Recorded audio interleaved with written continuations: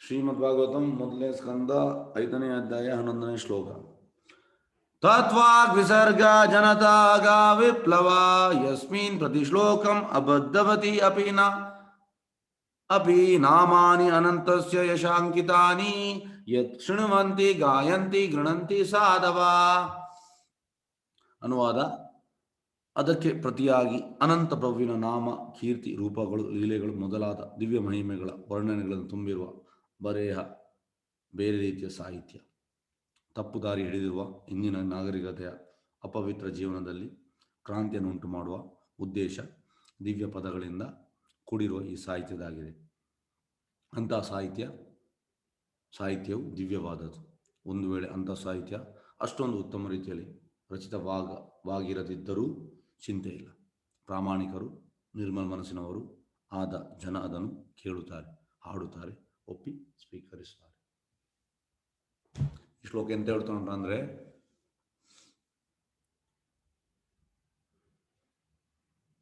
ಈ ಭಾಗವತಂ ನೋಡಿ, ಆಚಾರ್ಯರು ಮಾಮೂಲಿ ಜನ ಅಲ್ಲ, ಪ್ರಭುಪಾದ್. ಈಗ ಭಾವಾರ್ಥ ಉಂಟು ನೋಡಿ. ಕೆಲವು ನಿನ್ನೆ 1 ಪೇಜ್ ಇತ್ತು, ಇವತ್ತು 2 ಪೇಜ್ ಉಂಟು. ಕೆಲವೊಮ್ಮೆ 1 ಪ್ಯಾರ ಇರ್ತದೆ. ಅದು ಹೇಗೆ ಗೊತ್ತಾಗ್ತದೆ ಆಚಾರ್ಯರಿಗೆ? ಯಾಕೆಂದರೆ ಆಚಾರ್ಯರು ಪ್ರಭುಪಾದ್ ಈ ಭಾವಾರ್ಥ ಬರೆಯುವಾಗ ಪ್ರೀವಿಯಸ್ ಆಚಾರ್ಯಸ್ ಅಂದರೆ ಪ್ರೀವಿಯಸ್ 15 ಆಚಾರ್ಯರು ಅವರ ಪುಸ್ತಕ ಅದನ್ನು ಓದಿ ಮತ್ತೆ ಪ್ರಭುಪಾದ್ ಇದನ್ನು ಕೊಡುವಂಥದ್ದು. ಅಂದರೆ ಈ ರೂಪ ಗೋಸ್ವಾಮಿ, ಸನಾತನ ಗೋಸ್ವಾಮಿ, ಜೀವ ಗೋಸ್ವಾಮಿ, ಶ್ರೀಧರ್ ಸ್ವಾಮಿ, ಮತ್ತು ನರೋತ್ತಮದಾಸ್ ಠಾಕೂರ್, ವಿಶ್ವನಾಥ್ ಚಕ್ರವರ್ತಿ, ಶ್ರೀನಿವಾಸ ಮೂರ್ತಿ, ಭಕ್ತಿ ವಿನೋದ್ ಠಾಕೂರ್, ಮತ್ತು ಶ್ರೀವಾಸಾಚಾರ್ಯ, ಭಕ್ತಿಸಿದ್ಧಾಂತ ಸರಸ್ವತಿ ಠಾಕೂರ್, ಈ ರೀತಿ ಪ್ರೀವಿಯಸ್ ಆಚಾರ್ಯರು ಅವರು ಬರೆದ ಸಂಸ್ಕೃತ ಪುಸ್ತಕ, ಮಾಮೂಲಿ ಪುಸ್ತಕ ಅಲ್ಲ, ಸಂಸ್ಕೃತ. ಅದನ್ನು ಓದಿ 15 ಆಚಾರ್ಯರು ಪುಸ್ತಕ ಬರೆದನ್ನು ಓದಿ ಮತ್ತೆ ಆಚಾರ್ಯರು ಕೊಡುವಂಥದ್ದು. ಮತ್ತು ನೋಡಿ, ಇದು ಪ್ರಭುಪಾದ್ ಅಮೇರಿಕೆಗೆ ಓದೋದು 65ಕ್ಕೆ. ಈ ಮೊದಲ ಸ್ಕಂದ ಪ್ರಭುಪಾದ್ ಅಮೇರಿಕಾಗೆ ಹೋಗುವ ಮುಂಚೆ ಬರ್ತದ್ದು. ಅಂದರೆ 1955ರಿಂದ 65 ತನಕ ಅವರು ಆ ರಾಧಾ ದಾಮೋದರ ಟೆಂಪಲಲ್ಲಿದ್ದರು, ವೃಂದಾವನದಲ್ಲಿ. ಆಗ ಇದನ್ನು ಬರ್ತದ್ದು ಮೊದಲ ಸ್ಕಂದ. ಮೊದಲ ಸ್ಕಂದ ಬರೆದ ಮೇಲೆ ಆ ರಾಧಾ ದಾಮೋದರ ಟೆಂಪಲ್ ಅದರ ಹಿಂದೆ ರೂಪ ಗೋಸ್ವಾಮಿ ಮತ್ತು ಜೀವ ಗೋಸ್ವಾಮಿ ಸಮಾಧಿ ಉಂಟು. ರೂಪ ಗೋಸ್ವಾಮಿ ಮತ್ತು ಜೀವ ಗೋಸ್ವಾಮಿ ಹೇಳುವಂಥದ್ದು, ಎಸ್ ನೀನು ಹೋಗ್ಬೋದು ಅಂತ. ಹಾಗೆ ಮಾಮೂಲಿ ಜನ ಅಲ್ಲ ಪ್ರಭುಪಾದ್. ಅದು ಕೂಡ ಪ್ರಭುಪಾದ್ ಬರೀತಾ ಇದ್ದದ್ದು ರಾತ್ರಿ 12 ಗಂಟೆಯಿಂದ ಬೆಳಿಗ್ಗೆ 5 ಗಂಟೆ ತನಕ. ನಾವು ಗಾಢ ನಿದ್ರೆಯಲ್ಲಿರುವಾಗ ಪ್ರಭುಪಾದ್ ಬರೆದದ್ದು. ಅದು ಹೇಗೆ ಗೊತ್ತಾಗ್ತದೆ? ಈ ಒಂದು ಶ್ಲೋಕಕ್ಕೆ 1 ಪ್ಯಾರ ಬರೀಬೇಕು, ಒಂದು ಶ್ಲೋಕಕ್ಕೆ 2 ಪುಟ ಬರೀಬೇಕು, ಒಂದು ಶ್ಲೋಕಕ್ಕೆ 1 ಪುಟ ಬರೀಬೇಕು. ಅದು ಹೇಗೆ ಗೊತ್ತಾಗುವಂಥದ್ದು? ಮಾಮೂಲಿ ಜನ ಅಲ್ಲ ಪ್ರಭುಪಾದ್. ಅಂದರೆ ಅದನ್ನೆಲ್ಲ ನಮಗೆ ಫಸ್ಟ್ ಆಫ್ ಆಲ್ ಸಂಸ್ಕೃತ ನಮಗೆ ಓದಲಿಕ್ಕೆ ಆಗೋದಿಲ್ಲ. ನಾವು ಎಂತಂದರೆ ಅಷ್ಟು ದಡ್ಡರು. ಮಾತ್ರ ಸಂಸ್ಕೃತ ಓದಬೇಕಂತ ಅಗತ್ಯ ಇಲ್ಲ. ಇನ್ನೊಂದು ವಿಷಯ ಇದಕ್ಕೆ ಹೇಳುವುದು ಅಚಿಂತ್ಯ ಭೇದ ತತ್ವ. ಈಗ ಹೇಗಂದರೆ, ನಾನು ಕೂಡ ಮೊನ್ನೆ ಒಬ್ಬರು ನನ್ನ 6th ಬ್ಯಾಚಿಗೆ ಒಬ್ಬರು ಸ್ಟೂಡೆಂಟ್ ಸೇರಿದ್ರು. ನನ್ನ ಫ್ರೆಂಡ್ ಅವ್ರು ಫಸ್ಟ್ 5th ಬ್ಯಾಚಿಗೆ ಬಂದಿದ್ದರು. 5th ಬ್ಯಾಚಿಗೆ 6th batch 5th batch ಸೆಪ್ಟೆಂಬರಲ್ಲಿ 5th ಬ್ಯಾಚಿಗೆ ಬಂದಿದ್ದಾನೆ. 4th ಬ್ಯಾಚಿಗೆ ಅವ್ರು ಬಂದಿದ್ದರು ನನ್ನ ಫ್ರೆಂಡ್. ಅವ್ರು ಮತ್ತೆ 5th ಬ್ಯಾಚಿಗೆ ಬಂದು ನನಗೆ ಫೋನ್ ಮಾಡಿದರು, ನಾನು ಸಂಸ್ಕೃತ ಕ್ಲಾಸಿಗೆ ಸೇರ್ತೇನೆ. ನಾನು ಕೇಳಿದೆ ಯಾಕೆ? ಅಲ್ಲ, ನೀವೆಲ್ಲ ಈ ಸಂಸ್ಕೃತ ಹೇಳ್ತಾ ಇದ್ದೀರಿ, ನನಗೆ ಕೂಡ ಸಂಸ್ಕೃತ ಕಲಿಬೇಕು. ಇಮಿಡಿಯೇಟ್ ಸಂಸ್ಕೃತ ಕ್ಲಾಸಿಗೆ 3 ತಿಂಗಳ ಕ್ಲಾಸ್ ಅಂತೆ. ನಾನು ಹೇಳಿದೆ, ಈ ಸಂಸ್ಕೃತ ಕ್ಲಾಸಿಂದ ನಮಗೆ ಕೃಷ್ಣ ಪ್ರಜ್ಞೆ ಬರುವುದಲ್ಲ, ಇದು ತುಂಬ ತಪ್ಪು. ಅಂದರೆ ಹಾಗೆ ಅಲ್ಲ. ಹೇಗೆಂದರೆ ಈ ಶ್ಲೋಕ ಅಂತ ಹೇಳೋದಂದರೆ, ಒಬ್ಬ ಬರ್ದದ್ದು ತುಂಬ ಮಿಸ್ಟೇಕ್ ಇರ್ಬೋದು, ಅದು ಕೂಡ ಓದಬೇಕಂತೆ. ಅದು ಹೇಗೆಂದರೆ ಪ್ರಭುಪಾದ್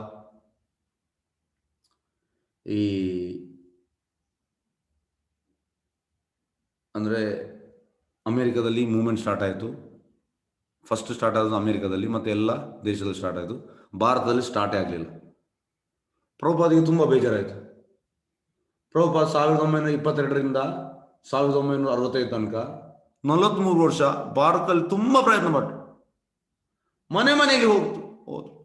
ಡೆಲ್ಲಿಯಲ್ಲಿ, ಬಾಂಬೆಯಲ್ಲಿ ಮನೆ ಮನೆಗೆ ಹೋಗಿ ಕೈ ಜೋಡಿಸಿ ಅವರ ಹತ್ರ ಪ್ರಾರ್ಥನೆ ಮಾಡ್ತಿದ್ರು. ದಯವಿಟ್ಟು ನಿಮ್ಮ ಹತ್ರ 4-5 ಮಕ್ಕಳಿದ್ದಾರೆ, ಒಂದು ಮಗುವನ್ನು ನನಗೆ ಕೊಡಿ, ಕೃಷ್ಣ ಪ್ರಜ್ಞೆ ಮಾಡಿಸಿ ಅಂತ ಅವರು ಅಡ್ಡ ಬೀಳ್ತಾ ಇದ್ರು. ಭಾರತದವರಿಗೆ ಬೇಡ, ಭಾರತದವರಿಗೆ ಇಂದ್ರಿಯ ಸುಖ ಬೇಕು. ಯಾರು ಮುಂದೆ ಬರಲಿಲ್ಲ. ಪ್ರಭುಪಾದ ಹೋಗಿ ಅವರ ಹತ್ರ ರಿಕ್ವೆಸ್ಟ್ ಮಾಡ್ತಾ ಇದ್ರು, ನಿಮ್ಮಲ್ಲಿ 5 ಮಕ್ಕಳಿದ್ದಾರೆ.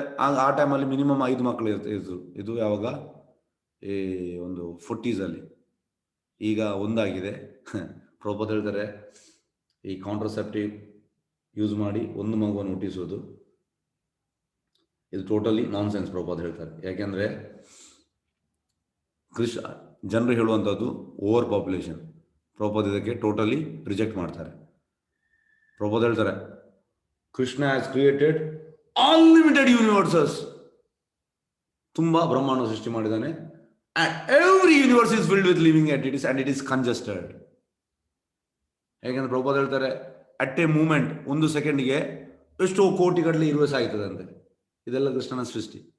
ಹಾಗಾಗಿ ನಾವು ಈ ನಮ್ಮ ಬೋಗಸ್ ಅಂತ ಹೇಳುವುದು, ಈ ಓವರ್ ಪಾಪ್ಯುಲೇಷನ್, ಇದೆಲ್ಲ ಪ್ರಭುಪಾದ ಹೇಳ್ತಾರೆ ತಪ್ಪು. ಪ್ರಭುಪಾದ ಹೇಳ್ತಾರೆ, ಈಗ ನಮ್ಮ ಭಾರತದಲ್ಲಿ 130 ಕೋಟಿ ಉಂಟು. ಕೃಷ್ಣ ಎಂತ ವ್ಯವಸ್ಥೆ ಮಾಡಿದ ಅಂದ್ರೆ 10,000 ಕೋಟಿ ಜನರಿಗೆ ತಿನ್ನುವಷ್ಟು ಈ ಜಾಗ ಮಾಡಿದ್ದಾನೆ. ನಾವು ಕೃಷಿ ಬಿಟ್ಟು ನಾವು ಫ್ಯಾಕ್ಟ್ರಿ ಮಾಡ್ತೇವೆ, ಇದು ನಮ್ಮ ಮೂರ್ಖತನ. ನಾವು ಕಡೆಗೆ ಕೃಷ್ಣನಿಗೆ ಹಾಕುವಂಥದ್ದು ದೂರು. ಪ್ರಭುಪಾದ ಹೇಳ್ತಾರೆ, ಕೊರತೆ ಅನ್ನೋದು ಕೃಷ್ಣ ಪ್ರಜ್ಞೆ ಮಾತ್ರ ಅಂತ ಪ್ರಭುಪಾದ ಹೇಳ್ತಾರೆ. ಅದೇ ರೀತಿ ಪ್ರಭುಪಾದ ಈ ಮನೆ ಮನೆಗೆ ಹೋಗ್ತಾರೆ. ಮನೆ ಮನೆಗೆ ಹೋಗಿ ಯಾರು ಮುಂದೆ ಬರುವುದಿಲ್ಲ. ಪ್ರಭುಪಾದ ತುಂಬ ಬೇಜಾರಾಗ್ತದೆ. ಪ್ರಭುಪಾದ ಕಡೆಗೆ ಅಮೆರಿಕಾಗೆ ಹೋಗ್ತಾರೆ. ಅವ್ರು ಗುರು ಹೇಳಿದ ಹಾಗೆ ಪಾಶ್ಚಾತ್ಯ ದೇಶಕ್ಕೆ ಪ್ರಚಾರ ಮಾಡುವಂತ. ಅಲ್ಲಿ ಸಕ್ಸಸ್ ಆಗ್ತದೆ. ಮತ್ತೆ ಭಾರತಕ್ಕೆ ಅವರು ಈ ಕೃಷ್ಣ ಪ್ರಜ್ಞೆ ಸ್ಟಾರ್ಟ್ ಮಾಡಬೇಕಲ್ಲ, ಅದಕ್ಕೆ 6 ವಿಷಯ ಕೇಳ್ತಾರೆ. ಇಂದಿರಾ ಗಾಂಧಿಗೆ ಒಂದು ಪತ್ರ ಬರೀತಾರೆ. ಆಗ ಇಂದಿರಾ ಗಾಂಧಿ ಅಂತಂದರೆ ತುಂಬ ಒಂದು ಈ ಡಿಪ್ರೆಷನಲ್ಲಿ ಇದ್ಳು. ಅಂದರೆ ಅವಳಿಗೆ ಬಾಂಗ್ಲಾದೇಶದಿಂದ ಅಟ್ಯಾಕ್ ಆಗ್ತದೆ ಅಂತ ಒಂದು ನ್ಯೂಸ್ ಬಂದಿತ್ತು. ಅಂದರೆ ಅವಳನ್ನು ಕೊಲ್ತಾರೆ ಅನ್ನೋ ನ್ಯೂಸ್ ಬಂದಿತ್ತು. ಹಾಗಾಗಿ ಟೆನ್ಷನಲ್ಲಿ ಇದ್ದರು. ಲಾಸ್ಟಿಗೆ ಒಂದು ಪಾಯಿಂಟನ್ನು ಮಾತ್ರ ಗಣನೆ ತಗೊಂಡು ಪ್ರಭುಪಾದ ಭೇಟಿಯಾದರು. ಪ್ರಭುಪಾದ ಹೇಳಿದರು, ನಾನೀಗ ನನ್ನ ಈ ಮೂಮೆಂಟ್ ಫುಲ್ ಪ್ರಸಿದ್ಧಿ ಆಗಿದೆ, ಆದರೆ ನನಗೆ ಭಾರತದಲ್ಲಿ ಯಾರು ಮುಂದೆ ಬರುವುದಿಲ್ಲ. ಹಾಗಾಗಿ ಈ ಅಮೇರಿಕನ್ಸ್ ಅವನಿಗೆ ನೀವು 500 ಮಂದಿಗೆ ವೀಸಾ ಕೊಡಿ. ಮತ್ತು ಭಾರತದಲ್ಲಿ ಹೇಗೆಂದರೆ ಅಮೇರಿಕನ್ಸ್ ಕೃಷ್ಣ ಪ್ರಜ್ಞೆ ತಗೊಂಡ್ರೆ ಅವ್ರು ಕೂಡ ತಗೊಳ್ತಾರೆ. ಹಾಗಾಗಿ ದಯವಿಟ್ಟು ಇದಕ್ಕೆ ನನಗೆ ಮಾಡಿ ಅಂತ ಹೇಳಿದ್ರು. ಮತ್ತು ಇಂದಿರಾ ಗಾಂಧಿ ಓಕೆ ಸ್ಯಾಂಕ್ಷನ್ ಮಾಡಿದ್ರು. ಮತ್ತೆ ಪಾಶ್ಚಾತ್ಯ ದೇಶದ ಭಕ್ತರನ್ನು ಇಲ್ಲಿಗೆ ತಂದದ್ದು ಪ್ರಭುಪಾದ. ಬಾಂಬೆಗೆ, ಕೋಲ್ಕತ್ತಾಕ್ಕೆ, ಮೆಟ್ರೋ ಸಿಟಿ, ಡೆಲ್ಲಿಗೆಲ್ಲ. ಮತ್ತೆ ಅವರು ಕೃಷ್ಣ ಪ್ರಜ್ಞೆ ಮಾಡಿದ ಮೇಲೆ ಭಾರತವರು ಸ್ವಲ್ಪ ಬಂದರು. ಹಾಗಾಗಿ ಈ ಎಂತ ಹೇಳುವುದಂದರೆ ನಾನು ಅದನ್ನು ಯಾಕೆ ಹೇಳಲಿಕ್ಕೆ ಹೋದೆ ಅಂದರೆ, ಆಗ ತುಂಬ ಈ ಸೋಕಾಲ್ಡ್ ಆಧ್ಯಾತ್ಮಿಕ ಸಂಸ್ಥೆಗಳು ಪ್ರಭುಪಾದ ಪಂಡಲ್ ಪ್ರೋಗ್ರಾಮ್ ಮಾಡಿದರು ಬಾಂಬೆಯಲ್ಲಿ. ದೊಡ್ಡ ಪ್ರೋಗ್ರಾಮ್, 10,000 ಜನ. ಈ ಎಲ್ಲ ಪಾಶ್ಚಾತ್ಯ ದೇಶದವರು ಅದಕ್ಕೆ, ಅಂದರೆ ಪ್ರಭುಪಾದ ಶಿಷ್ಯರು ಕೀರ್ತನೆ ಎಲ್ಲ ಮಾಡ್ತಾಯಿದ್ರು. ಮತ್ತು ಒಂದು ದಿವಸ ಎಂತಾಯ್ತು ಅಂದರೆ, ರಾಜಸ್ಥಾನಲ್ಲಿ ಪ್ರೋಗ್ರಾಮ್, ರಾಜಸ್ಥಾನಲ್ಲಿ ಜೈಪುರಲ್ಲಿ ಪ್ರೋಗ್ರಾಮ್ ಆಗುವಾಗ ಎಂತಾಯ್ತು ಅಂದರೆ, ಈ ಭಾರತದ ಸೋಕಾಲ್ಡ್ ಆಧ್ಯಾತ್ಮಿಕ ಸಂಸ್ಥೆ, ತುಂಬ ಸಂಸ್ಥೆಗಳುಂಟು, ಅವರಿಗೆಲ್ಲ ಸಂಸ್ಕೃತಿ ಎಲ್ಲ ಒಳ್ಳೆ ಗೊತ್ತುಂಟು. ಹಾಗಾಗಿ ಅವರು ಬಂದರು ಪ್ರಭುಪಾದ ಮಾತಾಡಲಿಕ್ಕೆ. ಆಗ ಪ್ರಭುಪಾದ ಈ ಶಿಷ್ಯರು ಹೆಂಗಸರು ಸಂಸ್ಕೃತ ಓದ್ತಾ ಇದ್ರು. ಓದುವಾಗ ಅವರು ತುಂಬ ಮಿಸ್ಟೇಕ್ ಫೈಂಡ್ ಔಟ್ ಮಾಡಿದರು. ಯಾರು? ನಮ್ಮ ಈ ಸೋಕಾಲ್ಡ್ ಆಧ್ಯಾತ್ಮಿಕ ಸಂಸ್ಥೆಯವರು. ತುಂಬ ಮಂದಿ ಸಂಸ್ಥೆಯವರು ಬಂದಿದ್ದರು. ಅವರಿಗೆಲ್ಲ ಸಂಸ್ಕೃತಿ ಎಲ್ಲ ನೀರಿನಾಗಿ ಬರ್ತಾ ಇತ್ತು. ಅವ್ರು ಹೇಳಿದ್ರು, ಇದು ಮಿಸ್ಟೇಕ್ ಉಂಟು, ಅದು ಮಿಸ್ಟೇಕ್ ಉಂಟು, ನೀವು ಸರಿಯಾಗಿ ಇದು ಮಾಡಲಿಲ್ಲ. ಪ್ರಭುಪಾದ ಹೇಳ್ತಾರೆ, ಈ ಮಿಸ್ಟೇಕ್ ಚಿಂತೆ ಇಲ್ಲ, ಅವರಿಗೆ ಕೃಷ್ಣ ಭಕ್ತಿ ಉಂಟು. ಹಾಗಾಗಿ ಈ ಶ್ಲೋಕ ಕೂಡ ಹೇಳುವುದಾದ್ರೆ ನೋಡಿ, ಒಂದು ಅಂಥ ಸಾಹಿತ್ಯವು ದಿವ್ಯವಾದದ್ದು. ಒಂದು ವೇಳೆ ಅಂಥ ಸಾಹಿತ್ಯ ಅಷ್ಟೊಂದು ಉತ್ತಮ ರೀತಿಯಲ್ಲಿ ರಚಿತವಾಗದಿದ್ದರೂ ಚಿಂತೆ ಇಲ್ಲ. ಪ್ರಾಮಾಣಿಕರು, ನಿರ್ಮಲ ಮನಸ್ಸಿನವರು ಆದ ಜನರು ಅದನ್ನು ಕೇಳುತ್ತಾರೆ, ಹಾಡುತ್ತಾರೆ, ಸ್ವೀಕರಿಸ್ತಾರೆ. ಪ್ರಭುಪಾದ ಹೇಳ್ತಾರೆ, ನಿಮ್ಮಲ್ಲಿ ಆ ಭಕ್ತಿ ಇಲ್ಲ, ನಿಮ್ಮಲ್ಲಿ ಜ್ಞಾನ ಉಂಟು. ಜ್ಞಾನ ಅಂದರೆ ನೀವು ಸಂಸ್ಕೃತ ಪಂಡಿತರು, ಸಂಸ್ಕೃತ ಎಲ್ಲ ತುಂಬ ಬರ್ತದೆ, ಆದರೆ ಇದು ಮುಖ್ಯವಲ್ಲ, ಭಕ್ತಿ ಮುಖ್ಯ. ಹಾಗೆ ಜನರಿಗೆ ಗೊತ್ತಿಲ್ಲ ಎಂತ ಅಂತ, ಯಾವುದು ಮುಖ್ಯ ಅಂತ. ಹಾಗಾಗಿ ಎಂತಾಯ್ತು ಅಂದರೆ, ಎಸ್ ಪ್ರಭುಪಾದ್, ನಾನು ಇದನ್ನು ಯಾಕೆ ಹೇಳಿದೆ ಅಂದರೆ, ಪ್ರಭುಪಾದ್ ನೋಡಿ ಪ್ರೀವಿಯಸ್ ಆಚಾರ್ಯರು ಬರೆದದನ್ನು ಇಲ್ಲಿ ಭಾವಾರ್ಥ ಕೊಟ್ಟಿದ್ದಾರೆ. ಪ್ರಭುಪಾದ್ ಹೇಳುವಂಥದ್ದು, ನನ್ನ ಈ ಬರೆಯದಲ್ಲಿ ತುಂಬ ಮಿಸ್ಟೇಕ್ ಉಂಟು, ಪ್ರೀವಿಯಸ್ ಆಚಾರ್ಯರು ಹೇಳಿದಷ್ಟು ಅವರ ಪ್ರಕಾರ ನನಗೆ ಬರೀಲಿಕ್ಕೆ ಆಗಲಿಲ್ಲ, ಇದು ಅವರ ನಮ್ರತೆ, ಮಿಸ್ಟೇಕ್ ಇಲ್ಲ. ಪ್ರಭುಪಾದ್ ನಮ್ರತೆಯಲ್ಲಿ ಹೇಳ್ತಿದ್ದಾರೆ ತುಂಬ ನನ್ನಲ್ಲಿ ಮಿಸ್ಟೇಕ್ ಉಂಟಾ ಅಂತ. ಇಲ್ಲ, ಅವರು ಶುದ್ಧ ಭಕ್ತರು. ಪ್ರೀವಿಯಸ್ ಆಚಾರ್ಯರು ಹೇಳಿದನ್ನು ಅವರು ಅರಿತು ಜ್ಯೂಸ್ ಕುಡಿದು ಮತ್ತೆ ಅವರು ಬರ್ತಾರೆ. ಯಾಕಂದರೆ ಫಸ್ಟ್ ಆಫ್ ಆಲ್ ನಮಗೆ ಸಂಸ್ಕೃತದ ಜ್ಞಾನ ಇಲ್ಲ. ಈ ಮಧ್ಯರಾತ್ರಿ 12 ಗಂಟೆ ಹೊತ್ತಿಗೆ ನಮಗೆ ಸಂಸ್ಕೃತ ಓದಲಿಕ್ಕೆ ಹೇಳಿದರೆ ನಾವು ಅಲ್ಲೇ ನಿದ್ರೆ ಬರ್ಬೋದು ನಮಗೆ. ಆದರೆ ಪ್ರಭುಪಾದ್ ಮಧ್ಯರಾತ್ರಿಯಲ್ಲಿ 15 ಪುಸ್ತಕ, ಅದು ಕೂಡ ನೀವು ಪುಸ್ತಕ ನೋಡಿ, ದೊಡ್ಡ ದೊಡ್ಡ ಪುಸ್ತಕ, ಈ ಶಾಸ್ತ್ರೀಯ ರೂಪ ಗೋಸ್ವಾಮಿ, ಜೀವ ಗೋಸ್ವಾಮಿ ಇವರ ಪುಸ್ತಕ ಎಲ್ಲ ದೊಡ್ಡ ದೊಡ್ಡ ಪುಸ್ತಕ. ಆ ಪುಸ್ತಕವನ್ನು ನೀವು ಒಂದು ಪೇಜ್ ಹೀಗೆ ನೋಡುವಾಗ ನಿಮಗೆ ನಿದ್ರೆ ಬರ್ಬೋದು ಮಧ್ಯರಾತ್ರಿ. ಮಾಮೂಲಿ ಜನ ಅಲ್ಲ ಪ್ರಭುಪಾದ್. ಪ್ರಭುಪಾದ್ ಯಾವಾಗಲೂ ಹೇಳುವಂಥದ್ದು, ನನ್ನ ಗುರು ವೈಕುಂಠದವರು, Vaikuntha man, my guru Maharaj is from Vaikuntha. ಅದು ಪ್ರಭುಪಾದ್ ನಮ್ರತೆಯಲ್ಲಿ ಹೇಳುವಂಥದ್ದು, ಅವರು ಕೂಡ ವೈಕುಂಠದವರೇ. ಹಾಗಾಗಿ ಪ್ರಭುಪಾದ್ ಇಲ್ಲಿ ಹೇಳ್ತಿದ್ದಾರೆ ಎಂತಂದರೆ, ಇದು ಮಿಸ್ಟೇಕ್ ಇದ್ರೂ ಕೂಡ ಅದನ್ನು ನಾವು ಆ್ಯಕ್ಚುಲಿ ಇದರಲ್ಲಿ ಮಿಸ್ಟೇಕ್ ಇಲ್ಲ, ಅದು ಕೂಡ ಪ್ರಭುಪಾದ್ ನಮ್ರತೆಯಲ್ಲಿ ಹೇಳ್ತಾ ಇದ್ದಾರೆ. ಎಸ್, ಈಗ ಭಾವಾರ್ಥಕ್ಕೆ ಬರುವ. ಕೆಟ್ಟದಲ್ಲಿ ಉತ್ತಮವಾದನ್ನು ಆಯ್ದುಕೊಳ್ಳುವುದು ಶ್ರೇಷ್ಠ ಚಿಂತಕರ ಲಕ್ಷಣ.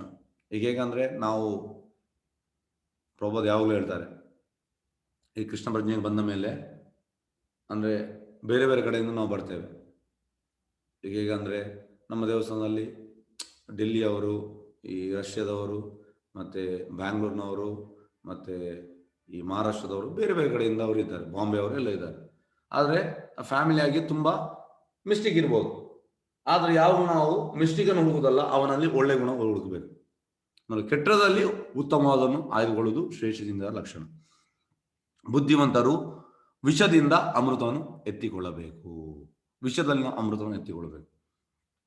ಕಸದಿಂದ ಚಿನ್ನವನ್ನು ಆಯ್ದುಕೊಳ್ಳಬೇಕು. ಅರ್ಹಳು ಯೋಗ್ಯಳು ಆದ ಹೆಣ್ಣು ಅಪ್ರಸಿದ್ಧಿ ಕುಲದಿಂದ ಬಂದವಳಾದರೂ ಅವಳನ್ನು ಪತ್ನಿಯಾಗಿ ಸ್ವೀಕರಿಸಬೇಕು. ನೋಡಿ, ಯಾವಾಗಲೂ ಹೆಣ್ಣನ್ನು ನಾವು ಈ ಮದುವೆ ಆಗೋ ಟೈಮಲ್ಲಿ ಅವಳ ಫ್ಯಾಮಿಲಿಯನ್ನು ಕನ್ಸಿಡರ್ ಮಾಡಬಾರ್ದಂತೆ. ಅವಳ ಒಳ್ಳೆ ಗುಣ ಇದ್ದರೆ ಅವಳನ್ನು ಸ್ವೀಕರಿಸಬೇಕಂತ, ಈ ರೀತಿ. ಆದರೆ ನಾವೀಗ ಎಂತ ಮಾಡುವಂಥದ್ದು, ಅವಳು ಒಳ್ಳೆ ಫ್ಯಾಮಿಲಿಯವರಿದ್ದರೆ ಮಾತ್ರ ನಾವು ಅವಳನ್ನು ಮದುವೆ ಆಗ್ತೇವೆ. ಅಂದರೆ ಹಣ ಇದ್ದು ಒಳ್ಳೆ ಫ್ಯಾಮಿಲಿ ಇಲ್ಲ ನಾವು, ಆದರೆ ಅವಳಿಗೆ ಒಳ್ಳೆ ಗುಣ ಇದ್ದರೆ ನಾವು ಸ್ವೀಕರಿಸಬೇಕಂತ. ಅಸ್ಪೃಶ್ಯ ವರ್ಗದ ಬಂದ ಉಪಾಧ್ಯಾಯನಿಂದಲೂ ಒಳ್ಳೆಯದನ್ನು ಕಲಿಯಬೇಕು. ಅಂದರೆ ಈಗ ಎಂತ ಹೇಳುವಂಥದ್ದು, ಈ ಶೂದ್ರರಿಂದ ನಾವು ಕಲಿಯುವುದಿಲ್ಲ, ಇಲ್ಲ, ಅವನ ಕೃಷ್ಣ ಪ್ರಜ್ಞೆ ಇದ್ರೆ ಕಲಿಬೇಕು, ಅವನತ್ರ ನಾವು ಕಲಿಬೇಕು. ಇದು ಎಲ್ಲ ಕಡೆಯೂ ಎಲ್ಲರಿಗೂ ಹೇಳಿರುವ ನೀತಿ ಬೋಧಗಳು, ಇದಕ್ಕೆ ಅಪವಾದವೇ ಇಲ್ಲ. ಆದರೆ ಒಬ್ಬ ಸಂತನು ಸಾಮಾನ್ಯಗಿಂತ ಬಹಳ ಮೇಲು ನೆಲೆಯಿರುತ್ತಾನೆ. ಸಂತ ಯಾವಾಗಲೂ ಸಾಮಾನ್ಯಗಿಂತ ತುಂಬ ಇದರಲ್ಲಿರುತ್ತಾನೆ. ಭಕ್ತ ಸದಾ ಭಗವಂತನ ಗುಣಗಳಲ್ಲಿ ಮುಳುಗಿರುತ್ತಾನೆ. ಏಕೆಂದರೆ ಭಗವಂತನ ಪವಿತ್ರ ನಾಮ ಮತ್ತು ಮಹಿಮೆಗಳ ಪ್ರಸಾರದಿಂದ ಲೋಕದ ಕಲುಷಿತ ವಾತಾವರಣ ಬದಲಾಗುತ್ತದೆ. ಈ ಭಗವಂತನ ನಾಮ ಎಷ್ಟು ಪವರ್ಫುಲ್ ಅಂದರೆ, ಈ ಹೇಗಂದರೆ, ಇದಕ್ಕೊಂದು ಉದಾಹರಣೆ. ಪ್ರಭುಪಾದ್ ಒಮ್ಮೆ ಕೆನಡಾದಲ್ಲಿ ಒಂದು ಮನೆ ನೋಡ್ತಾರೆ. ಮನೆ ನೋಡುವಾಗ ಇಬ್ಬರು ಶಿಷ್ಯರಿಗೆ ಹೇಳ್ತಾರೆ, ಎಸ್, ಆ ಮನೆಗೆ ಎಷ್ಟು? ಅದಕ್ಕೆ ಶಿಷ್ಯರು ಹೇಳ್ತಾರೆ, ಪ್ರಭುಪಾದ್ ಅದನ್ನು ಬೇಡ ಮನೆ, ಯಾಕಂದರೆ ಅದು ತುಂಬ ಕಡಿಮೆ ಕೊಡ್ತಾರೆ, ಮತ್ತು ಅದರಲ್ಲಿ 2-3 ಸೂಸೈಡ್ ಆಗಿದೆ, ಬೇಡ ಅಂತ ಹೇಳ್ತಾರೆ. ಪ್ರಭುಪಾದ್ ಹೇಳ್ತಾರೆ, ಇಮ್ಮಿಡಿಯೇಟ್ ಹೋಗಿ ಮೀಟಿಂಗ್ ಮಾಡು, ನನಗೆ ಆ ಮನೆಯವನ ಹತ್ರ ಮೀಟಿಂಗ್ ಮಾಡಬೇಕು, ನನಗೆ ಅದು ಬೇಕು. ಶಿಷ್ಯರಿಗೆ ಶಾಕ್ ಆಗ್ತದೆ, ಶಿಷ್ಯರು ಯಾಕೆ ಹೇಳ್ತಾರೆ? ಮತ್ತು ಶಿಷ್ಯರಿಗೆ ಹೇಳ್ತಾರೆ, ಪ್ರಭುಪಾದ್ ನೀವು ಯಾಕೆ? ಮತ್ತು ಪ್ರಭುಪಾದ್ ಖರೀದಿ ಮಾಡ್ತಾರೆ, ಕಮ್ಮಿ ಹಣಕ್ಕೆ ಖರೀದಿ ಮಾಡ್ತಾರೆ, ಒಳ್ಳೆ ಮನೆ. ಪ್ರಭುಪಾದ್ ಹೇಳ್ತಾರೆ, ಈ ಸುಸೈಡ್ ಅನ್ನೋದು ಅಂದರೆ ಅವರು ಆತ್ಮಕ್ಕೆ ಸದ್ಗತಿ ಸಿಗುವುದಿಲ್ಲ, 1 ವರ್ಷ ಕಾಲ ಅದು ಆ ಜಾಗದಲ್ಲಿ ಇರ್ತದೆ ಅಂತೆ ಆತ್ಮ. ಪ್ರಭುಪಾದ್ ಹೇಳ್ತಾರೆ, ಯಾವಾಗ ನಾವು ಹರಿನಾಮ ಸಂಕೀರ್ತನ ಮಾಡ್ತೇವೆ ಆಗ ಅದೆಲ್ಲ ದೂರ ಹೋಗ್ತದೆ ಅಂತೆ. ಇದು 100% ಕರೆಕ್ಟ್. ಹೇಗೆಂದರೆ ಈ ಹರಿನಾಮ ಸಂಕೀರ್ತನ ನಿಮ್ಮ ಜಾಗ ಹೇಗೆಂದರೆ, ನಿಮ್ಮ ನೆರೆಯವರು ತುಂಬ ಕೆಟ್ಟವರು, ನೀವು ಮನೆಯಲ್ಲಿ ಡೈಲಿ ಸಂಕೀರ್ತನ ಮಾಡ್ತೀರಿ, ನಿಮ್ಮ ಸಂಕೀರ್ತನ ಪವರ್ ಅವರ ಮನೆಗೆ ಕೂಡ ಬೀಳ್ತದಂತೆ, ಅಷ್ಟು ಪವರ್ಫುಲ್. ಹಾಗಾಗಿ ಇದು ಮಾಮೂಲಿ ಅಲ್ಲ. ಏಕೆಂದರೆ ಭಗವಂತನ ಪವಿತ್ರ ಮತ್ತು ಮಹಿಮೆಗಳ ಪ್ರಸಾದದಿಂದ ಲೋಕದ ಕಲುಷಿತ ವಾತಾವರಣ ಬದಲಾಗುತ್ತದೆ. ಆ ಜೋಗ ಹೇಗಂದ್ರೆ ಆ ಜಾಗ ಫುಲ್ ಕೃಷ್ಣಮಯ ಆಗ್ತದೆ. ಹಾಗೆ ನಾವು ಹೇಳುದು, ನೀವು ಮನೆಯಲ್ಲಿ ಎಲ್ಲರೂ ಸೇರಿ ಸಂಕೀರ್ತನ ಮಾಡಿ ಅಂತ. ಯಾಕೆಂದ್ರೆ ಅದರಲ್ಲಿ ತುಂಬಾ ಪವರ್ ಉಂಟು, ಮಾಮೂಲಿ ಅಲ್ಲ. ಶ್ರೀಮದ್ ಭಾಗವತ ದಿವ್ಯ ಸಾಹಿತ್ಯದ ಪ್ರಚಾರದಿಂದಾಗಿ ಜನರು ತಮ್ಮ ವ್ಯವಹಾರಗಳಲ್ಲಿ ನಿರ್ಮಲ ಆಗುತ್ತಾರೆ. ಮತ್ತೆ ನೋಡಿ, ಈಗ ನೀವು ಭಾಗವತಂ ಕೇಳ್ತಾ ಇದ್ದೀರಿ, ಭಾಗವತಂ ಕೇಳುವುದರಿಂದ ಎಂತಾಗ್ತದೆ, ನಿಮ್ಮ ವ್ಯವಹಾರದಲ್ಲಿ ಕೂಡ ನೀರು ನಿರ್ಮಲ. ಶ್ರೀಮದ್ ಭಾಗವತದ ಈ ನಿರ್ದಿಷ್ಟ ಶ್ಲೋಕದ ಬಗ್ಗೆ ವ್ಯಾಖ್ಯಾನ ಬರೆಯುತ್ತಿರುವ ಹೊತ್ತಿನಲ್ಲಿ ನಾವು ಒಂದು ಸಮಸ್ಯೆಯನ್ನು ಎದುರಿಸಿದ್ದೆವು. ಅಂದ್ರೆ ಪ್ರಭುಪಾದ ಆ ಟೈಮಲ್ಲಿ ಇಂಡಿಯಾ ಚೈನಾ ವಾರ್ ಆಗ್ತಾ ಇತ್ತು. ಈ ಪ್ರಭುಪಾದ ಬರೆಯುವಾಗ ನಮ್ಮ ನೆರೆಯಲ್ಲಿರುವ ಮಿತ್ರ ರಾಷ್ಟ್ರರಾದ ಚೀನಾ ಸಮರ ಬುದ್ಧಿಯಿಂದ ಭಾರತದ ಗಡಿಗಳ ಮೇಲೆ ಆಕ್ರಮಣ ಮಾಡಿದೆ. ನೋಡಿ, ಪ್ರಭುಪಾದ ಹೇಳುವಂಥದ್ದು, ಪ್ರಭುಪಾದ ಒಂದು ಕ್ಲಾಸಲ್ಲಿ ಹೇಳಿದ್ದಾರೆ, China will be the last country to join ಈ ಹರೇ ಕೃಷ್ಣ ಮೂವ್ಮೆಂಟ್. ಅಂದ್ರೆ ಚೈನಾ ಲಾಸ್ಟ್ ಸೇರಿದಂತೆ, ಯಾವುದು ಈ ಕೃಷ್ಣ ಪ್ರಜ್ಞೆಗೆ ಎಲ್ಲ ದೇಶ ಸೇರಿದ ಮೇಲೆ ಲಾಸ್ಟ್ಗೆ ಚೈನಾ ಕೃಷ್ಣ ಪ್ರಜ್ಞೆ ಸೇರಿದೆ. ಅಂದ್ರೆ ತುಂಬಾ ಟಫ್ ಚೈನಾದವರು ಮಾಡಲಿಕ್ಕೆ. ಈಗ ಮಾತ್ರ ಭಕ್ತಿ ವಿಘ್ನ ವಿನಾಶ ಮಹಾರಾಜ ಅಂತ ಇದ್ದಾರೆ, ಅವರು ರ್ಯಾಪಿಡ್ ಅಲ್ಲಿ ಅಂದ್ರೆ ತುಂಬಾ ಭಕ್ತರು ಮಾಡಿದ್ದಾರೆ. ಈಗ ನಾನು ಲಾಸ್ಟ್ ಇಯರ್ ಪರಿಕ್ರಮ ಎವ್ರಿ ಇಯರ್ ಹೋಗ್ತೇನೆ, ಅಲ್ಲಿ ಚೈನಾದವರು ತುಂಬಾ ಮಂದಿ ಬರ್ತಾರೆ. ಆದ್ರೆ ಪ್ರಭುಪಾದ ಹೇಳ್ತಾರೆ, China will be the last country to join, but it will be the best. ಅವರು ತುಂಬಾ ಅಂದ್ರೆ ಒಳ್ಳೇದಿರ್ತಾರಂತೆ. ಒಮ್ಮೆ ಅವ್ರು ಕೃಷ್ಣ ಪ್ರಜ್ಞೆ ತಗೊಂಡ್ರೆ ತುಂಬಾ ಒಳ್ಳೇದು. ಈಗ ಆಗ್ತಾ ಉಂಟು ಚೈನಾದಲ್ಲಿ, ಅಲ್ಲಿ ಪಂಡಲ್ ಪ್ರೋಗ್ರಾಮ್ ಅಲ್ಲಿ ಆಗ್ತಾ ಉಂಟು ಚೈನಾದಲ್ಲಿ. ಕೃಷ್ಣ ಪ್ರಜ್ಞೆ ತುಂಬಾ ಮಂದಿ ಬರ್ತಾ ಇದ್ದಾರೆ. ಹಾಗಾಗಿ ಕೃಷ್ಣ ಪ್ರಜ್ಞೆಯನ್ನು ನಾವು ಒಟ್ಟಿಗೆ ಮಾಡ್ಬೋದು. ಆದ್ರೆ ನಾವು ಎಂತ ಮಾಡುವಂಥದ್ದು, ಈ ರಾಜಕಾರಣಿಗಳು ಯುದ್ಧ ಮಾಡುವಂಥದ್ದು. ಯಾಕೆ ಯುದ್ಧ ಮಾಡೋದು ಅಂದ್ರೆ ಕೃಷ್ಣ ಪ್ರಜ್ಞೆ, lack of Krishna consciousness, Krishna ಪ್ರಜ್ಞೆ ಇಲ್ಲ, ಹಾಗಾಗಿ ಯುದ್ಧ ಆಗ್ತಾ ಉಂಟು. ನೋಡಿ, ವಾಸ್ತವವಾಗಿ ನಮಗೆ ರಾಜಕೀಯ ಕ್ಷೇತ್ರದಲ್ಲಿ ಪರಸ್ಪರ ಸಂಬಂಧವೇನೂ ಇರಲಿಲ್ಲ, ಆ ಸಂಬಂಧ ಇರಲಿಲ್ಲ. ಆದರೆ ಚೀನಾ ಮತ್ತು ಭಾರತಗಳು ಹಲವು ಶತಮಾನ ಪರಸ್ಪರ ಯಾವ ಕೆಟ್ಟ ಭಾವನೆ ಇಲ್ಲದೆ ಶಾಂತವಾಗಿ ಬಾಳಿ ಬಂದಿದೆ. ತುಂಬಾ ವರ್ಷದಿಂದ ಒಟ್ಟಿಗೆ ಪರಸ್ಪರ ಒಳ್ಳೆ ರೀತಿ ಇತ್ತು. ಅದಕ್ಕೆ ಕಾರಣ ಇಷ್ಟೇ, ಆಗ ಜಗತ್ತಿನಲ್ಲಿ ಎಲ್ಲ ದೇಶಗಳು ಭಗವತ್ ಪ್ರಜ್ಞೆಯ ವಾತಾವರಣ ಬಾಳಿಸಿದ್ದವು. ಎಲ್ಲರದ್ದು ಭಗವತ್ ಪ್ರಜ್ಞೆ ಇತ್ತು. ಪ್ರತಿಯೊಂದು ದೇಶದ ಜನರು ದೈವಿ ಭಕ್ತ, ಶುದ್ಧವಾದ ಸರಳ ಹೃದಯಗಳಿಂದ ಕೂಡಿದ್ದರು. ರಾಜಕಾರಣಕ್ಕೆ ಸಂಬಂಧಿಸಿದ ವ್ಯಾವಹಾರಿಕ ಚಾತುರ್ಯದ ಪ್ರಶ್ನೆ ಆಗ ಇರಲಿಲ್ಲ. ಹಾಗೆ ನೋಡಿದರೆ ಚೀನಾ ಮತ್ತು ಭಾರತಗಳ ನಡುವೆ ಇರುವ ವಾಸಯೋಗ್ಯವಲ್ಲದ ಭೂಮಿಯ ಬಗ್ಗೆ ವಾಜ್ಯಕ್ಕೆ ಕಾರಣವಿಲ್ಲ. ಯುದ್ಧ ಮಾಡಬೇಕಾದ ಕಾರಣವಂತೂ ಖಂಡಿತವಾಗಿಲ್ಲ. ಯಾಕೆಂದ್ರೆ ಈಗ ಗಲಾಟೆ ಆಗೋದು ಯಾಕೆ? ಟಿಬೆಟ್ ಅನ್ನು ಅವರು ಆಕ್ಯುಪೈ ಮಾಡಿದ್ದಾರೆ, ಮತ್ತೆ ಕೆಲವು ಭಾಗವನ್ನು ಅವರು ಆಕ್ಯುಪೈ ಮಾಡಿದ್ದಾರೆ. ಆಕ್ಚುಲಿ ಆ ಭಾಗ ವೇಸ್ಟ್. ಯಾಕೆಂದ್ರೆ ಅಲ್ಲಿ ಯಾವುದು ನಿಮ್ದು ಎಂತ ಹೇಳುದು, ವಾಸಯೋಗ್ಯವಲ್ಲದ ಭೂಮಿ, ಅಂದ್ರೆ ಅಲ್ಲಿ ಎಂತ ಬೆಳೆಯುವುದಿಲ್ಲ, ಆ ಲ್ಯಾಂಡ್ ಯೂಸ್ಲೆಸ್. ನಾವು ಅದಕ್ಕೆ ಕಚ್ಚಾಟ ಮಾಡುವ ಅಗತ್ಯವಿಲ್ಲ. ಒಂದು ವೇಳೆ ಆ ಜಾಗದಲ್ಲಿ ಒಳ್ಳೆ ಬೆಳೆ ಎಲ್ಲ ಆಗುದಿದ್ರೆ ಆಗ ನಾವು ಮಾಡಬೇಕು. ಇದು ಆ ಯೂಸ್ಲೆಸ್ ಜಾಗದ ಬಗ್ಗೆ ನಾವು ಕಚ್ಚಾಟ ಮಾಡ್ತಾ ಇದ್ದೇವೆ, ಇದು ಸರಿಯಲ್ಲ ಅಂತ ಪ್ರಭುಪಾದ ಹೇಳ್ತಿದ್ದಾರೆ.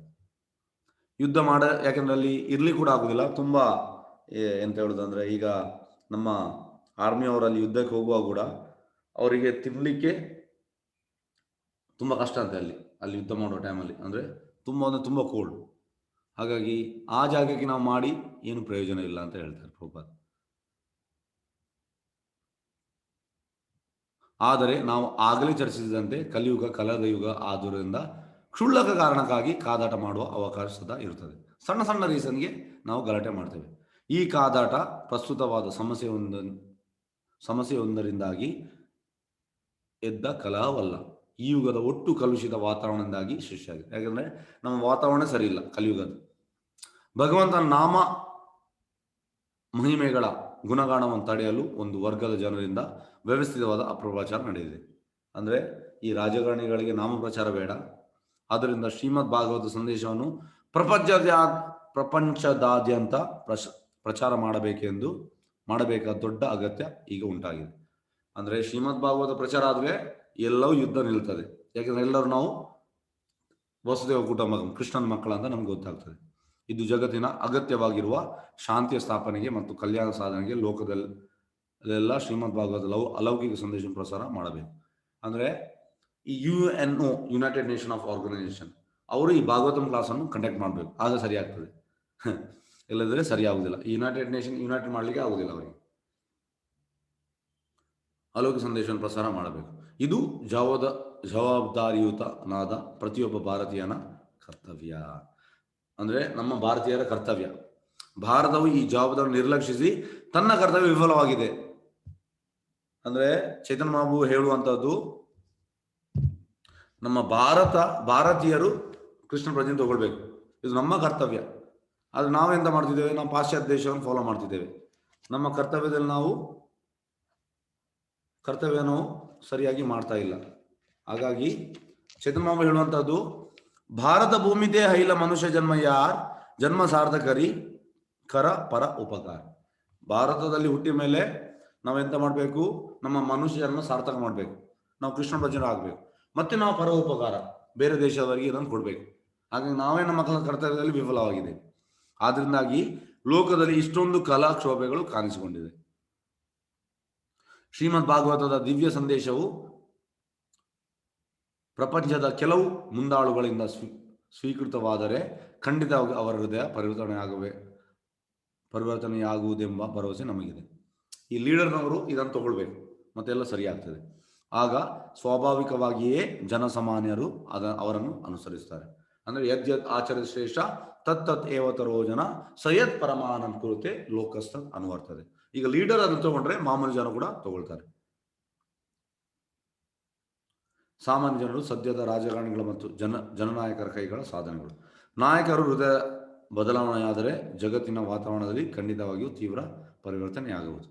ಜಗತ್ತಿನ ವಾತಾವರಣವನ್ನು ಆಧ್ಯಾತ್ಮಿಕವಾಗಿ ಪುನರ್ಜೀವಿಸಲು ಮತ್ತು ಜನಸಾಮಾನ್ಯರಲ್ಲಿರುವ ದೈವಿ ಪ್ರಜ್ಞೆಯನ್ನು ಪುನರ್ವೃದ್ಧಿಸಲು ಈ ದಿವ್ಯ ಸಂದೇಶವನ್ನು ಎಲ್ಲ ಕಡೆ ತಲುಪಿಸಬೇಕಾದ. ಎಲ್ಲ ಕಡೆ ನಾವು ಇದನ್ನು ಪ್ರಚಾರ ಮಾಡಬೇಕು, ಭಾಗವತವನ್ನು. ಇಂತಹ ಸಂದೇಶವಿರುವ ಶ್ರೇಷ್ಠ ಸಾಹಿತ್ಯವನ್ನು ಪ್ರತಿಪಾದಿಸಲು ನಾವು ಪ್ರಾಮಾಣಿಕವಾಗಿ ಪ್ರಯತ್ನಿಸುತ್ತಿದ್ದೇವೆ. ಪ್ರಭುಪಾದ ಹೇಳ್ತಾರೆ, ಅಂದರೆ ಪ್ರಭುಪಾದ ಪ್ರಾಮಾಣಿಕವಾಗಿ ಇದನ್ನು ಮಾಡ್ತಾ ಇದ್ದಾರೆ. ಈ ಪ್ರಯತ್ನಕ್ಕೆ ಅನೇಕ ತೊಂದರೆಗಳಿವೆ ಎನ್ನುವುದು ನಮಗೆ ಗೊತ್ತು. ಅಂದರೆ ನಾವು ಪ್ರಾಮಾಣಿಕವಾಗಿ ಮಾಡುವಾಗ ಅನೇಕ ತೊಂದರೆ ಬರ್ತದೆ.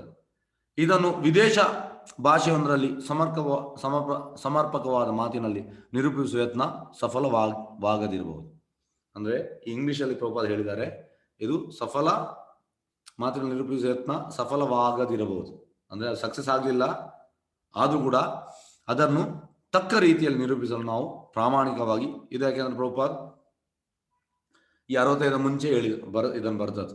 ಹಾಗೆ ಅವರು ಹೇಳ್ತಿದ್ದಾರೆ, ನಾನು ಇಂಗ್ಲಿಷಲ್ಲಿ ಬರ್ತಿದ್ದೇನೆ, ಇದು ಸಫಲ ಆಗಲಿಲ್ಲ, ಆದರೂ ಕೂಡ ಅದನ್ನು ತಕ್ಕ ರೀತಿಯಲ್ಲಿ ನಿರೂಪಿಸಲು ನಾವು ಪ್ರಾಮಾಣಿಕವಾಗಿ ಯತ್ನಿಸಿದರೂ ಅದರಲ್ಲಿ ಅನೇಕ ಸಾಹಿತ್ಯಿಕ ದೋಷಗಳು ಉಳಿಯಬಹುದು. ತುಂಬ ಇದರಲ್ಲಿ ನಾನು ಬರೆದದಲ್ಲಿ ತುಂಬ ದೋಷ ಉಂಟು. ಪ್ರಭುಪಾದ ನಮ್ರತೆ ಹೇಳಿದೆ, ಆಕ್ಚುಲಿ ದೋಷ ಇಲ್ಲ. ಪ್ರಭುಪಾದ ಹೇಳುವಂಥದ್ದು, ಯಾಕೆಂದ್ರೆ ಶುದ್ಧ ಭಕ್ತರು ಯಾರು ನಮ್ರತೆಯಲ್ಲಿ ಇದ್ದಾರೆ. ದೋಷಗಳು ಎಷ್ಟೇ ಇದ್ದರೂ ವಿಷಯದ ಗಾಂಭೀರ್ಯವನ್ನು ಪರಿಗಣಿಸಿ ಇದು ಭಗವಂತನ ಮಹಿಮೆಯನ್ನು ಸಾರುವ ಪ್ರಾಮಾಣಿಕ ಪ್ರಯತ್ನವೊಂದನ್ನು ಗಮನಿಸಿ ಜನನಾಯಕ ಇದನ್ನು ಸ್ವೀಕರಿಸುವರೆಂಬ ಭರವಸೆ ನಮಗಿದೆ. ಪ್ರಭುಪಾದ ಹೇಳುವಂಥದ್ದು, ಇದರಲ್ಲಿ ಎಷ್ಟೇ ತೊಂದರೆ ಇದ್ರೂ ಕೂಡ, ದೋಷಗಳಿದ್ರೂ ಕೂಡ ಇದರ ವಿಷಯವನ್ನು ಗಾಂಭೀರ್ಯವನ್ನು ಗಮನಿಸಿ ಪರಿಗಣಿಸಿ ಇದು ಭಗವಂತನ ಮಹಿಮೆಯನ್ನು ಸಾರುವ ಪ್ರಾಮಾಣಿಕ ಪ್ರಯತ್ನವನ್ನು ಗಮನಿಸಿ ಜನನಾಯಕ ಇದನ್ನು ಸ್ವೀಕರಿಸಬೇಕೆಂಬ ಭರವಸೆ ನಮಗಿದೆ. ಈಗ ನೋಡಿ, ಇದಕ್ಕೆ ಪ್ರಭುಪಾದ ಉದಾಹರಣೆ ಕೊಡುವಂಥದ್ದು, ಮನೆಗೆ ಬೆಂಕಿ ಬಿದ್ದಾಗ ನೆರೆಹೊರೆಯವರು ವಿದೇಶಿಯವರಾಗಿದ್ದರೂ ಮನೆಯೊಳಗಿನ ಜನ ಅವರನ್ನು ಸಹಾಯಕ್ಕಾಗಿ ಕರೆಯುತ್ತಾರೆ. ಭಾಷೆ ತಿಳಿಯದಿದ್ದರೂ ಅನಾಹುತದ ವಿಷಯ ಅವರಿಗೆ ತಿಳಿಯುವಂತೆ ಮಾಡುತ್ತಾರೆ. ನೆರೆಹೊರೆಯವರು ಕೂಡ ತಮ್ಮ ಭಾಷೆಯ ಮಾತಲ್ಲದಿದ್ದರೂ ಅದನ್ನು ತಕ್ಷಣ ಗ್ರಹಿಸುತ್ತಾರೆ. ಈ ಕಲುಷಿತ ಪ್ರಪಂಚದಾದ್ಯಂತ ಶ್ರೀಮದ್ ಭಾಗವತ ದಿವ್ಯ ಸಂದೇಶ ಪ್ರಸಾರ ಮಾಡಲು ಇಂತಹ ಸಹಕಾರ ಮನೋಭಾವ ಅತ್ಯಗತ್ಯ. ಅಂದರೆ ಈಗ ನಮ್ಮ ಮನೆಗೆ ಒಂದು ಬೆಂಕಿ ಬಿಡಿದಿದೆ. ನಮ್ಮ ಮನೆ ಹತ್ತಿರದವರು ರಷ್ಯಾದವರು, ಇನ್ನೊಂದು ಅಮೆರಿಕದವರು. ನಾವು ನಮ್ಮ ಕನ್ನಡ ಭಾಷೆಯಲ್ಲಿ ಮಾತಾಡ್ತಿದ್ದೇವೆ. ಆಗ ಅವರು ಎಂತ ಮಾಡ್ತಾರೆ, ಆಗ ಅವರು ಸಹಾಯಕ್ಕೆ ಬರ್ತಾರೆ. ಅಂದರೆ ಅಲ್ಲಿ ಭಾಷೆ ಮುಖ್ಯ ಅಲ್ಲ. ಪ್ರಭುಪಾದ ಕೂಡ ಅದನ್ನು ಹೇಳುವಂಥದ್ದು. ಈಗ ನಮ್ಮ ಮನೆಗೆ ಬೆಂಕಿ ಬಿದ್ದರೆ ಆಗ ನೆರೆಯವರು ಬೇರೆ ದೇಶದವರು ಇದ್ರು ಕೂಡ ಆಗ ನಮ್ಮ ಒಂದು ಎಂತ ಹೇಳುವಂಥದ್ದು, ನಮ್ಮ ಕಾಸ್ ಅವರಿಗೆ ಗೊತ್ತಾಗ್ತದೆ. ನಮ್ಮ ಭಾಷೆ ಬೇರೆ ರೀತಿ ಮಾತಾಡ್ಬೋದು, ಆದರೆ ಅಲ್ಲಿ ಕಾಸ್ ಗೊತ್ತು. ಅದೇ ರೀತಿ ಭಾಗವತಂ ಕೂಡ ಇಲ್ಲಿ ಭಾಷೆ ಮುಖ್ಯ ಅಲ್ಲ, ಅದರ ವಸ್ತು ವಿಷಯ ಮುಖ್ಯ. ಹಾಗೆ ನೋಡಿದರೆ ಇದು ಆಧ್ಯಾತ್ಮಿಕ ಮೌಲ್ಯಗಳ ಒಂದು ವಿಷಯ ವಿಜ್ಞಾನ.